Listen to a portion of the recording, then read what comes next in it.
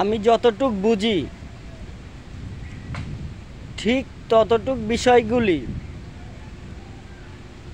আপনাদের মাঝে শেয়ার করি বলে মানে হচ্ছে এইটা সকলকে কিছু বোঝানোর চেষ্টা করি। সেই বিষয়গুলি আজকে আমি ক্লিয়ার করে দেব আপনাদের মাঝে। বিষয়টা হচ্ছে এইটা, অন্ধকার পথ ছেড়ে আলোর পথে আসুন। সেই পথটা হলো কীরকম? অপর মানুষের ক্ষতি করা, তার জিনিসপাতি লুটপাট করে খাওয়া, আরও বিভিন্ন কারণ আছে।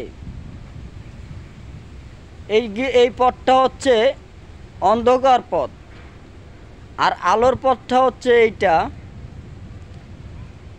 যে মহান আল্লাহ তাআলা আমাদেরকে কি নিষেধ করেছে, কি করতে বলেছে, এই জিনিসগুলি সবাই একটু ভাবনা চিন্তা করুন, তাহলে সকলেরই ভালো হবে। বিষয়গুলি একটু ভেবে দেখবেন সকলে।